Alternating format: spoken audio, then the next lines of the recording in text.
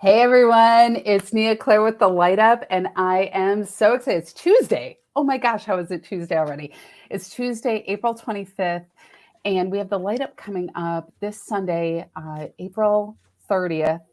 And I am very excited today. We're going to be talking with Kevin McEvoy, who is going to be our guest speaker.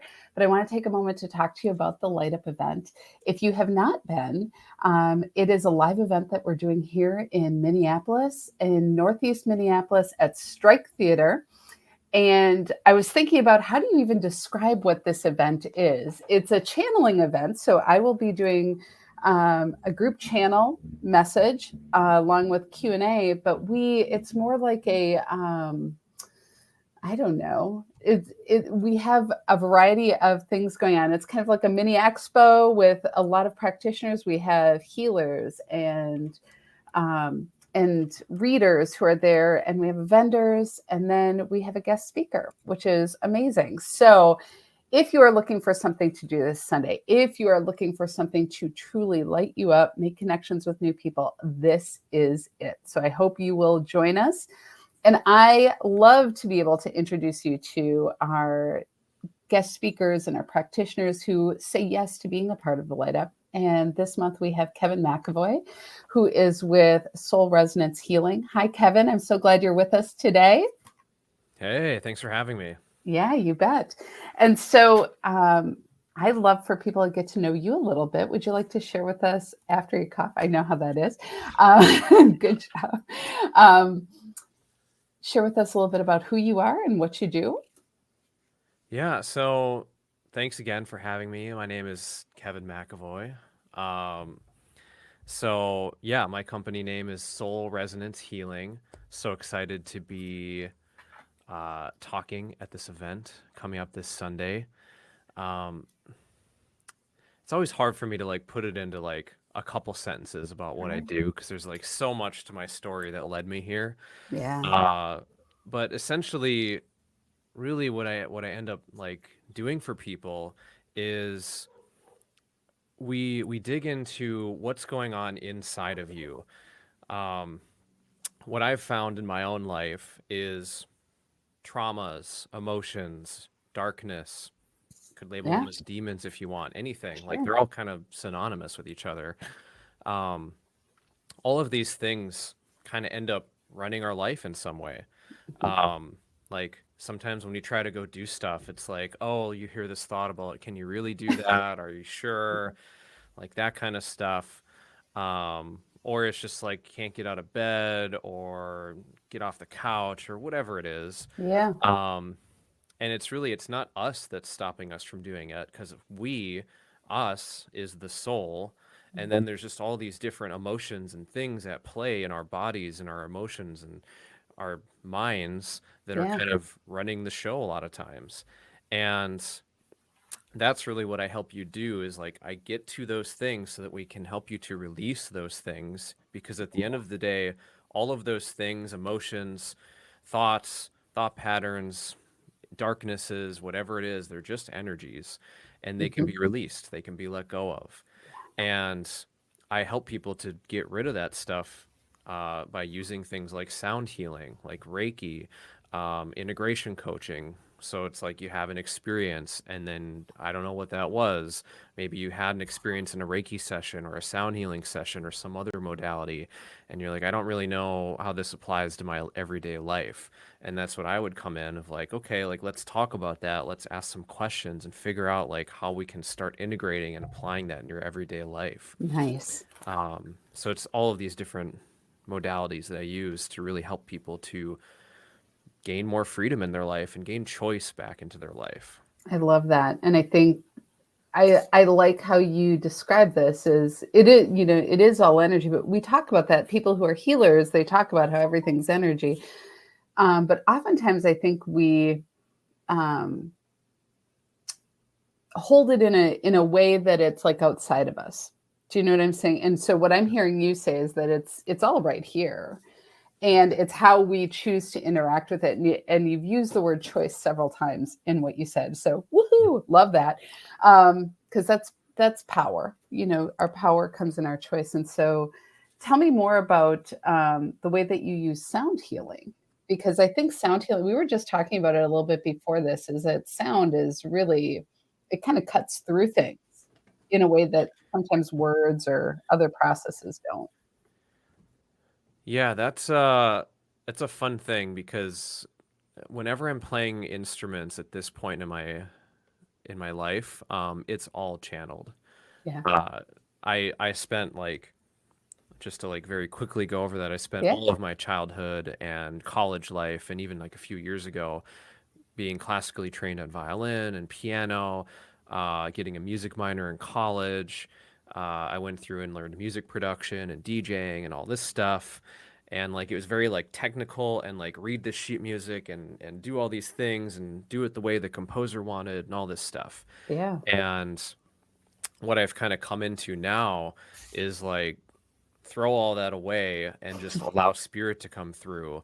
And every time it's similar, but it's different. Yeah. And it always depends on who's in the room and who I'm working on. So Yeah. it's like I could be singing different tones, and all of those different tones will end up targeting different parts of the body and making those parts of the body vibrate. And when those parts of the body are vibrating, it does this kind of thing. And then Yeah. if there's stuck emotions, like you view it like a gunk, it just vibrates it off and Yeah. releases. So, Gunk removal. I yeah. love it. Efficient gunk removal. I just think that's a great way to talk about it because it is kind of like gunk. It's just there. And I it's funny. I that when you talk about, you know, as a channel, so you're doing, I have some familiarity with this, right? So this is what I do. And I love that you talk about it that way because you are receiving, you are being fully present to the moment to allow almost, some people would call it like a sixth sense or and a higher awareness to move you as you are the instrument rather than controlling or managing or manipulating an instrument. You are allowing yourself to be not even controlled or managed, but be in that harmony with that inspiration. I think that's what I'm hearing anyway. Does that hit? Yeah. Yeah, absolutely. And like I think that's absolutely how I view channeling too. And I think everyone kind of experiences it a little differently from what I've Yeah, heard from other channels. of course. I know for me, it's like when I'm playing music, I'll hear the next note in my ear before I play Mhm. it. And then like, oh, like that's the next note, go to that one. Or, oh, like I need to like follow this next note. And I never know like super far ahead. It's just like, here's the next note, here's the next note. And eventually it comes to this place of quietness. And I'm like, okay, I think that it's done now. That's awesome. So I'm just like listening for that. I think that's so great. I mean, I can't like I love it. As a channel, like I don't know. Like it's simultaneous when I'm receiving information. It's like right in that moment. And it took me a long time to even recognize that I was channeling like in my life. So it's an odd thing because it's so integrated. So I love when you talk about music and how you're working. The other piece that I just want to acknowledge is that part of the reason that you can be such a clear channel in this is because you have had that classical training. Hmm. You know, it really is. Not everybody who would hear or receive that would know what to do with it. Because of who you are, there's that partnership that allowed you to be the right receiver. And I think that's such an important thing. Sometimes as channels, we forget. We always think, "Oh, we're the hole in the donut." We don't really. Yeah, we're just there. But there's a reason Hmm. that it comes through you, and I think that's important.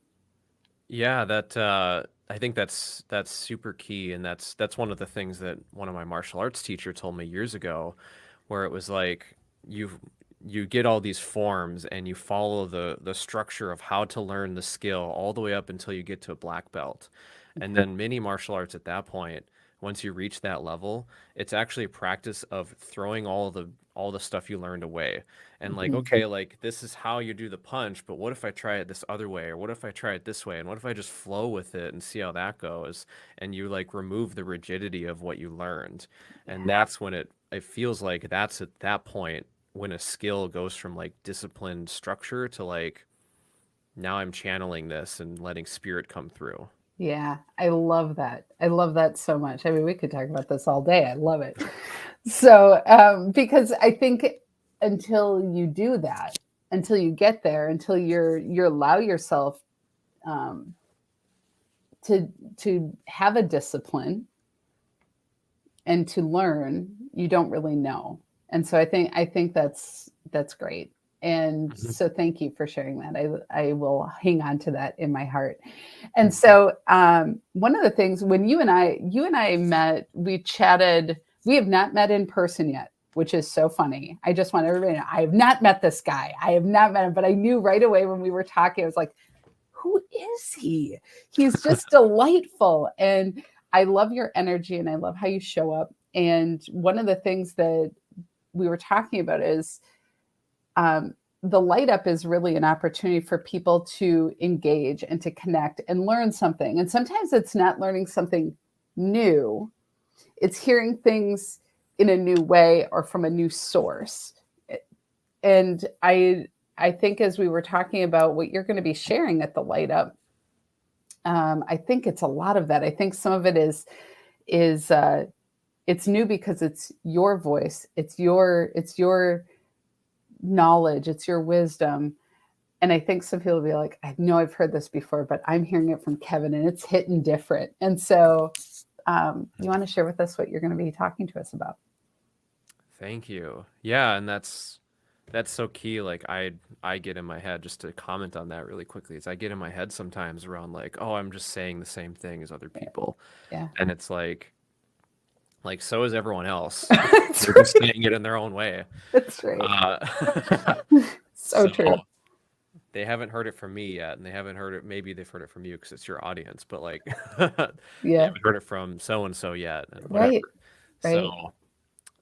but yeah, so basically, like what I want to talk about during the event is when we were talking on the phone the other day, Neo was talking about like channeling the collective and this feeling of kind of hopelessness or like I can't do anything or like I have no power here, powerlessness, this kind of like collective thought of like everything's just kind of happening and I'm just getting swept away in this and I have no ability to change anything about what's going on in the world. And I totally feel you with that. I hear you. And I don't really have a good answer for how to change this, the like overarching like country or politics or whatever that stuff. I don't really Right. have that answer, but I do have an answer for like your own life. And essentially what that is like you have way more power and ability than you might think you do. You have Yeah. way more willpower to do things and change your life than most people think. Um, Even me, like recently just went through a difficult challenge of like pushing myself through some stuff, and I was like, wow, I didn't realize I could do that. I didn't realize I could run as much as I did, or like do all these different challenges I've been pushing myself to do. Um, but essentially, to kind of talk about that a little deeper, to make it a little more relatable, is it's really a practice of like how do you want your life to look? What would it look like to feel like you have power? What would it look like to feel like you're not hopeless? Like feel like you have a lot of hope in your life? Um, and what would this like ideal version of you look like? How would they act? What would they Mhm. do? Um, what daily habits do they have? Maybe what kind of job do they have?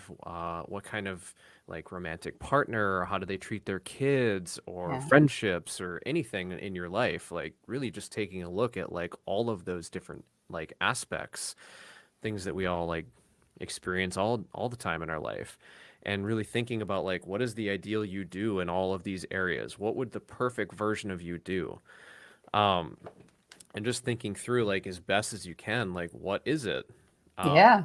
so like using working out as an example. Say like I have a goal of I want to go and squat 300 pounds. And right now my workouts consist of sitting on the couch and watching TV and eating chips all day. Now, don't talk about me this way. No. Yeah. And that's okay. It's okay Right. wherever you are. Like, it's Wherever you not a are. bad thing. That's right. It's just where you are and acknowledging like, here's where I am Yeah. and here's where I'd like to go. Um, and like, if you can't think of anything, even beyond that, one thing I'll ask people is like, what do you think you need to be doing right now? But to to stay on the example of working out, like, hey, you have this goal of 300 pounds that you want to squat, and Yeah. you're not working out at all. So, what easy small steps can you do right now, today, to start working towards that goal? Yeah. And maybe that's just something as simple as like, I'm going to go outside and walk around for 5 minutes.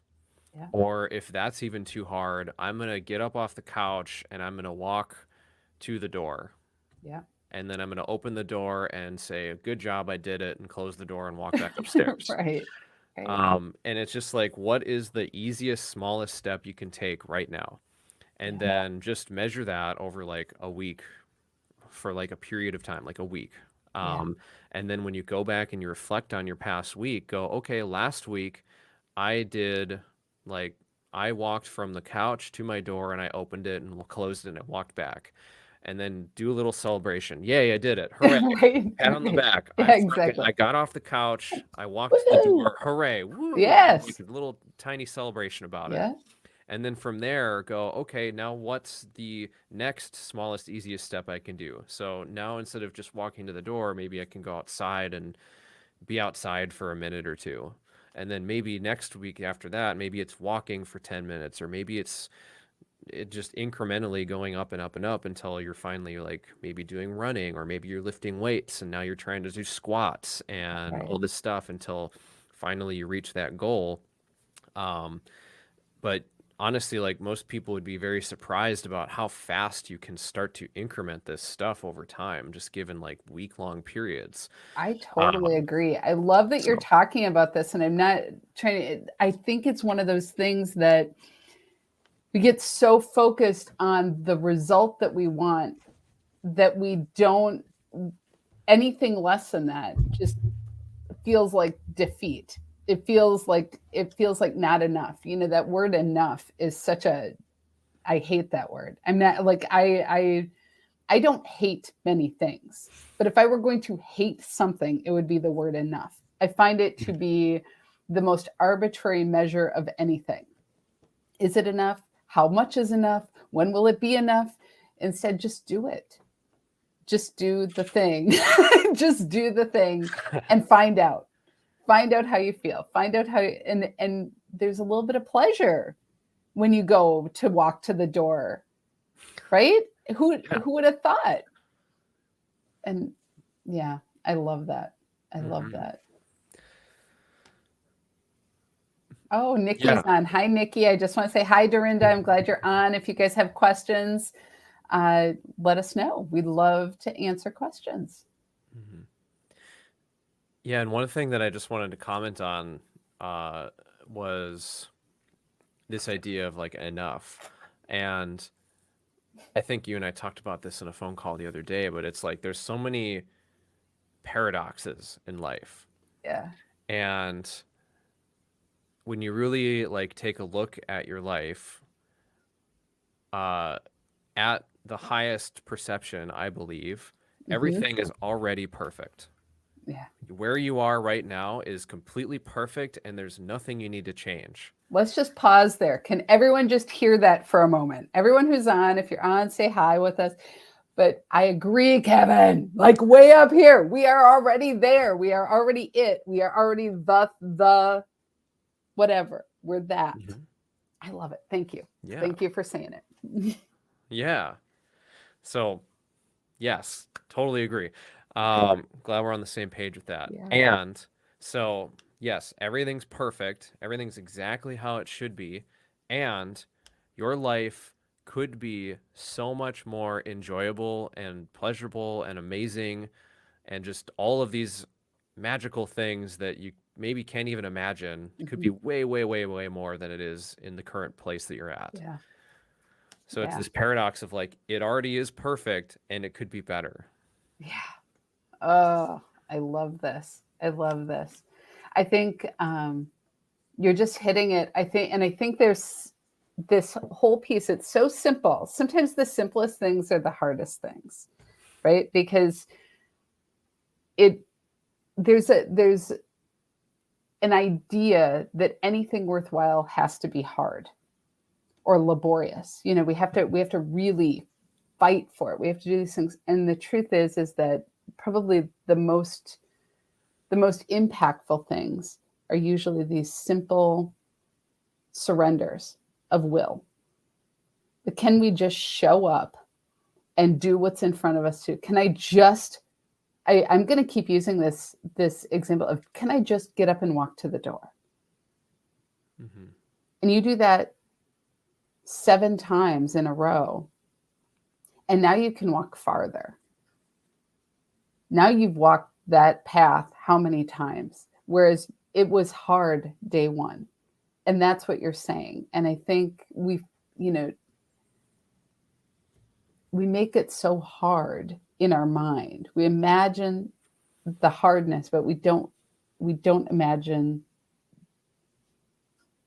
what the journey, like how much we get out of it. So this is very powerful. Yeah, and like that honestly just like leads into like what the other parts of my work is like Yeah. that feeling of hard, those thoughts telling you this is gonna suck or whatever it's telling you. Like I can't get off the couch right now because going to the door, that's so far away. Right. Whatever it is. Yeah. That's where sound healing and Reiki can actually be really, really beneficial Yeah. because it can help you to release those things. Because if you really start to zoom in on stuff, you're looking really deep in yourself, and these thought patterns that are telling you you're not enough, or telling you you can't get to the door, or you can't get up off the couch and walk to the door, or whatever it Right. is, whatever it is that's kind of relevant for you in your life. All of those thoughts, those thought patterns, those emotions, maybe it's like we're feeling heavy, like we're feeling like anxious or sad or depressed about where we're at, or shame. There's a lot of shame, maybe, or whatever it might be, any type of emotion. All of these things, we have the power, we have the ability to release that stuff. And sound healing and Reiki are, especially when combined, which is what I like to do, are amazing tools to help us to let those things go. So, for example, like if you look at like, what's an easy way to show this? If you look at like, okay, like this is just, for example, like this is my body, and then there's a layer of like emotions like right on top of it. Yeah. There, now you can still see my face. Yeah. So there's a layer of emotions right on top of it. And these things right here are saying like, can't get off the couch, you would never get to the door, you're not enough, or whatever they're saying. And when we do sound healing, that starts to vibrate and shake this whole structure. Yeah. And when that's happening, it shakes and makes that stuff fly away and kind of release. Yeah. And when we just allow it to be, that stuff will just release out of us, and then we let go. And then a lot of people will notice like it's so much easier then to go on and do the things that we need to be doing in life. Yeah. Now I can get off the couch and walk to the door and go outside for a while, or whatever it is. So I agree. I mean, I think what when you talk about that, I think it really, well, not to play on words, but it really resonates with me, what you're saying. And it's been my experience of sound healing as well. And I think the idea of our thoughts, right? Our thoughts need an interruption. And when I first started, I haven't shared this before, so you and I haven't talked about this, but when I first started doing, I couldn't meditate for anything. I could not be alone with my thoughts. It took, long story short, like I would have a panic attack.